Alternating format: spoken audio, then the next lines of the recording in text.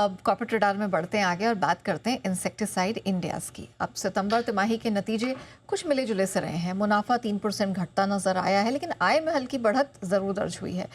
नतीजों के क्या हाइलाइट्स रहे हैं और नतीजों के बाद अब कंपनी का क्या इरादा है, किस प्रकार का बिजनेस आउटलुक है, किस प्रकार का वो यहाँ पर आउटलुक दे रहे हैं, ना सिर्फ कंपनी के लिए बल्कि पूरे सेक्टर के लिए। इस पर विस्तार से बात करने के लिए हमारे साथ कंपनी के एमडी राजेश अग्रवाल जी जुड़ चुके हैं।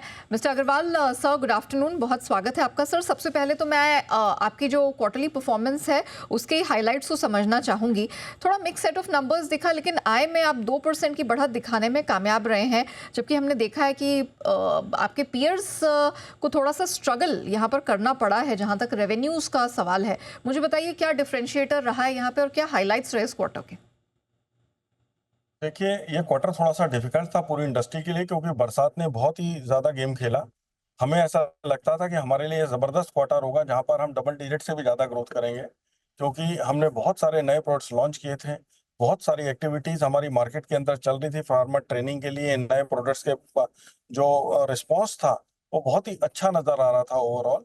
और हमें ऐसा लगता था कि बहुत बढ़िया ग्रोथ ये कंपनी को देगा, लेकिन क्योंकि बरसात लगातार ही चलती रही, पहले 20 दिन तो बिल्कुल बरसात नहीं थी जून के महीने के दौरान, लेकिन उसके बाद बरसात रुकी नहीं जुलाई 20 के बाद से। तो बहुत नुकसान किसान को हुआ सभी क्रॉप्स में।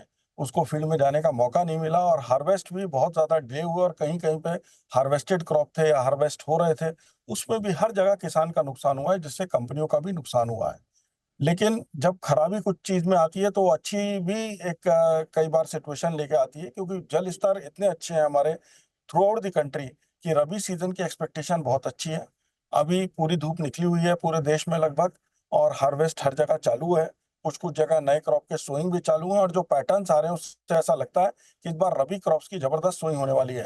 तो जो प्रोडक्ट्स थोड़ा-सा कम चले थे खरीफ सीजन में, क्योंकि मौका नहीं मिल रहा था किसान को खेत में जाने का, उन सब से हमें बड़ी भारी उम्मीद है और मुझे ऐसा लगता है कि जो हमने आगे इस साल के लिए टारगेट रखे थे उसके बहुत नज़दीक आज भी हम पहुँचेंगे। ओके सर, मैं देख रही हूँ आपके मार्जिन्स में थोड़ा स्लिपेज दिखा है, यहाँ पर 14% के नीचे आए इस क्वार्टर में।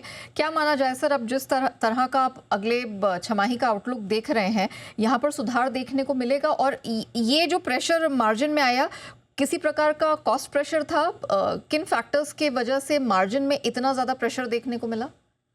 देखिए, प्रेशर सिर्फ इसलिए दिखा कि जो अच्छे प्रोडक्ट्स थे जो बिकने थे बाज़ार में, जो हमारी फ़ोकस रेंज के प्रोडक्ट हैं, वो उतना अच्छा नहीं चल पाए और थोड़ा-सा मार्केट से गुड्स रिटर्न हुआ उनका, जिसकी वजह से उनकी ओवरऑल सेल्स थोड़ी-सी कम हुई है।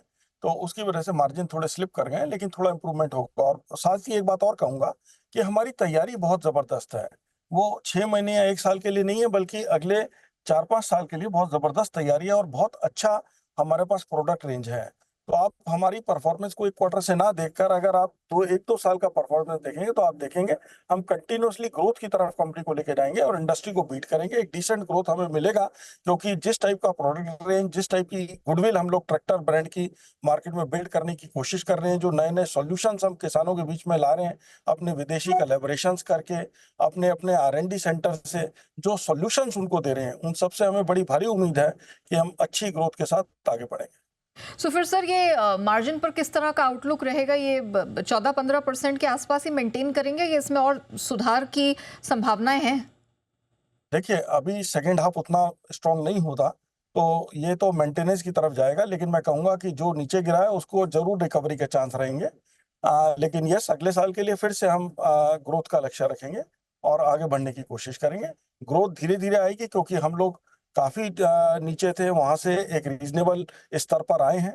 तो मैं ये नहीं कहूँगा ओवरनाइट कोई और जादू होगा, लेकिन इम्प्रूवमेंट आपको लगातार दिखेगी। सर, आपने कैटेगोरिकली बताया कि इन कारणों से यहाँ पर डिमांड है थोड़ा सा प्रभावित हुई है पूरी एग्रोकेमिकल इंडस्ट्री के लिए।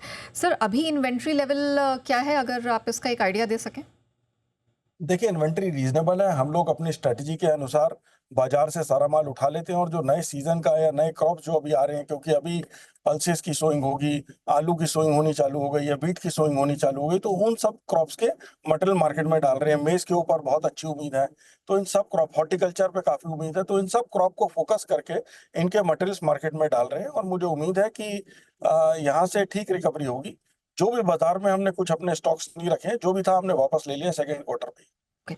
सर, एक्सपोर्ट्स फ्रंट पे आपका परफॉर्मेंस कंपनी का कैसा रहा है और अभी अंतर्राष्ट्रीय बाजारों से कैसा आउटलुक है और आपकी आगे की तैयारी क्या है? मार्केट में स्टेबिलिटी है, जिससे एक ग्रोथ आता हुआ दिखाई दे रहा है, ग्रोथ मोमेंटम।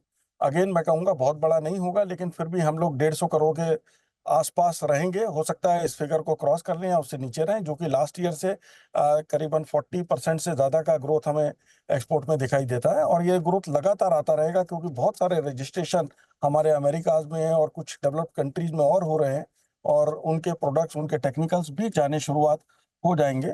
कुछ कॉन्ट्रैक्ट्स भी हुए हैं जिसका माल भी इस साल में जाना शुरू हो जाएगा। 1-2 ट्रांज़ैक्शन आपको करंट फिस्कल में भी दिखाई देंगे, और वो बाकी ट्रांज़ैक्शन अगले साल कन्वर्ट होते हुए नज़र आएँगे। तो मैं समझता हूँ कि इस फ्रंट पे भी कंपनी को अच्छी ग्रोथ दिखाई देती है। ओके।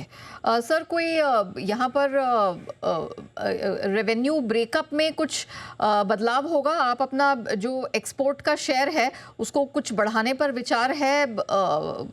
कुछ कुछ ऐसा इरादा है सर आने वाले क्वार्टर्स के लिए, नए फाइनेंशियल ईयर के लिए? डेफिनेटली उसके अंदर आपको इम्प्रूवमेंट दिखाई देगी, लेकिन ओवरऑल हम समझते हैं कि we are a brand company और हमारा सारा फोकस भारत के किसान की तरफ है। तो यहाँ पर हम विशेष तौर पे काम करते रहेंगे, जिससे बहुत बड़ा बदलाव आपको दिखाई नहीं देगा।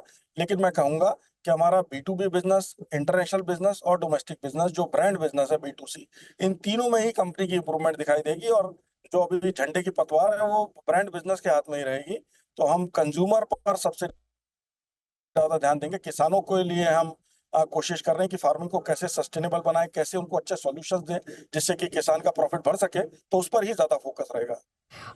अग्रवाल सर, एक आखिरी सवाल आपकी प्रोडक्ट पाइपलाइन के बारे में जानना चाह रही थी, और साथ ही एग्रीकेम स्पेस में अब कौन-कौन से ऐसे प्रोडक्ट्स हैं या ऐसे सेगमेंट्स हैं जिस पर खास फोकस आने वाले क्वार्टर्स में या आने वाले वित्त वर्ष में रहेगा?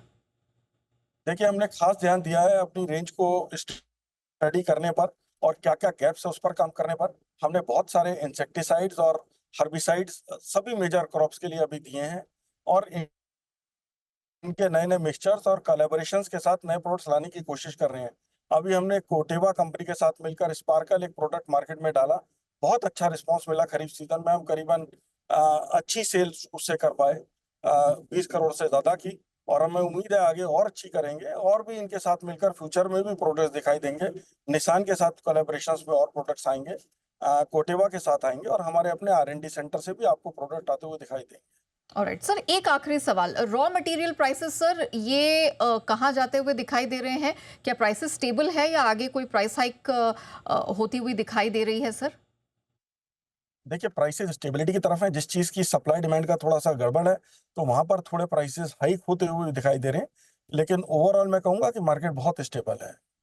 Right. Agrawal sir, thank you so much समय निकालकर हमारे साथ जुड़ने के लिए, कंपनी के आउटलुक पर तो फोकस करने के लिए, साथ ही ये भी बताने के लिए कि क्या हाइलाइट्स रहे हैं इस तिमाही थैंक्स। नतीजे के।